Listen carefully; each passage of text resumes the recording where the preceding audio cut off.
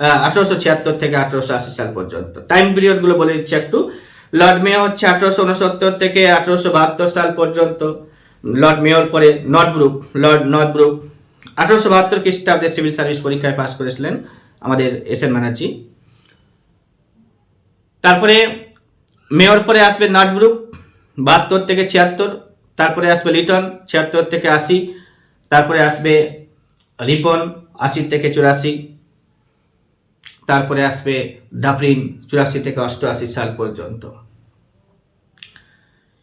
ডাফরিনের সময়ে ভারতে জাতীয় কংগ্রেস প্রতিষ্ঠিত হবে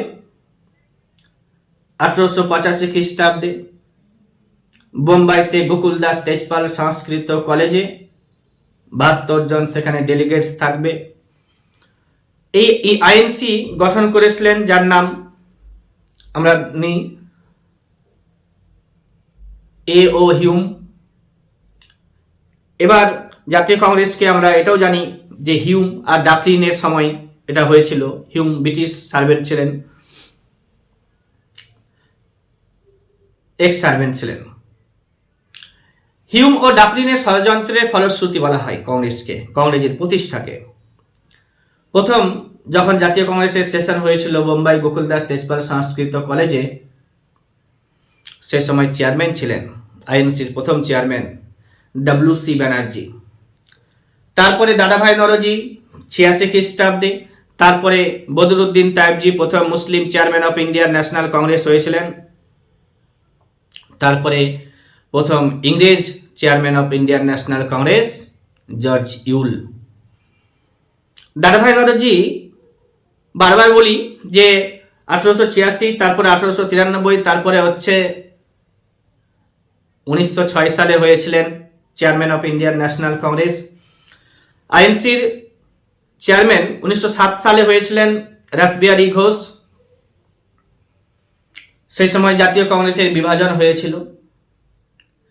পরীক্ষাতে আরও আসে যে প্রথম মহিলা chairman of INC or Indian National Congress Annie Besant 1917 সালে আইএনসি চেয়ারম্যান হয়েছিলেন অ্যানি বেসান্ট, প্রথম মুসলিম বদিরুদ্দিন তায়েবজি 87 সালে 1887-এ।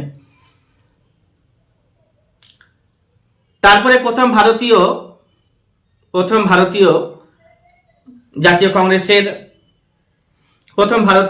কংগ্রেসের মহিলা চেয়ারম্যান সরোজিনী নাইডু 1925 খ্রিস্টাব্দে কানপুর সেশনে, যাকে ভারতের নাইটিঙ্গেল বলা হয়, কোকিলা।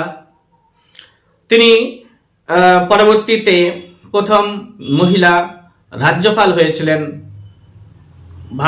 প্রশ্ন হয় ভারতের কোন একটি রাজ্যের প্রথম মহিলা রাজ্যপালের নাম সরোজিনী নাইডু।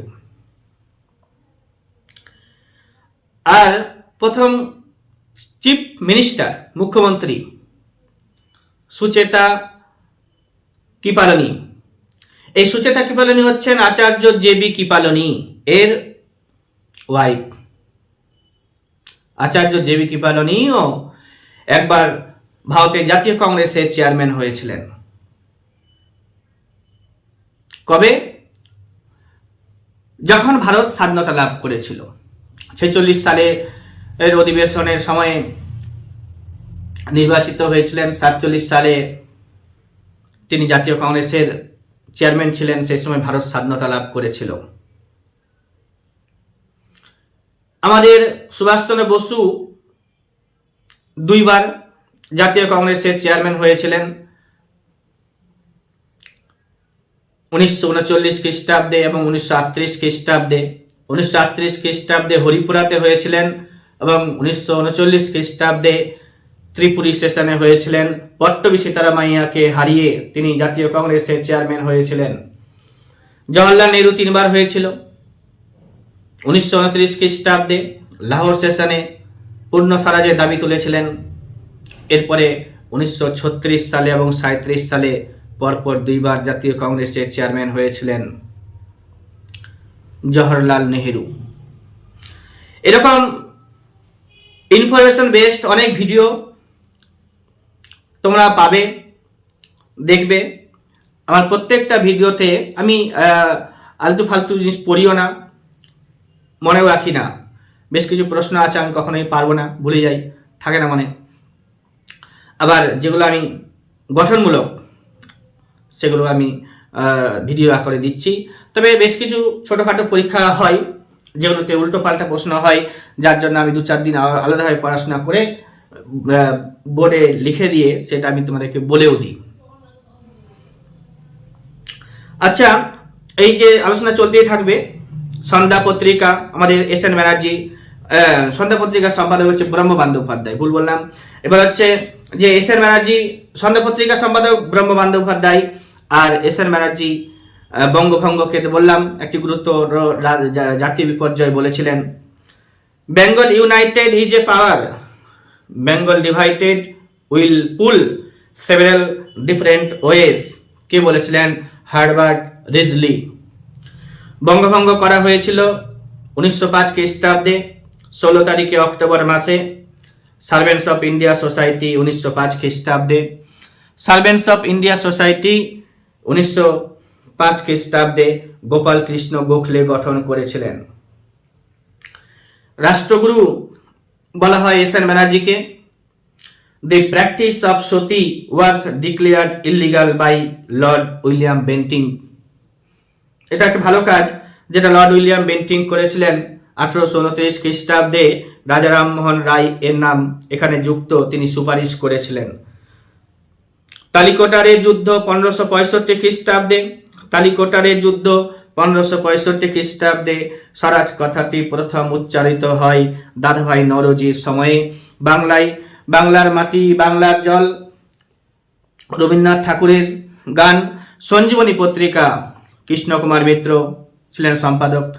এই পত্রিকাতে প্রথম 1905 খ্রিস্টাব্দে 13 তারিখে জুলাই মাসে সম্পাদকীয়তে বিলাতি পণ্য বর্জনের মাধ্যমে ব্রিটিশদের বিরুদ্ধে অর্থনৈতিক অবরোধ গড়ে তোলার আহ্বান জানানো হয়েছিল।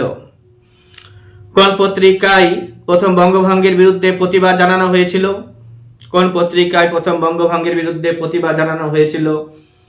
সঞ্জীবনী পত্রিকাতে প্রথম প্রতিবাদ জানানো হয়েছিল বঙ্গভঙ্গের বিরুদ্ধে। ভারতের প্রথম গণ আন্দোলন বঙ্গভঙ্গ বিরোধী আন্দোলন।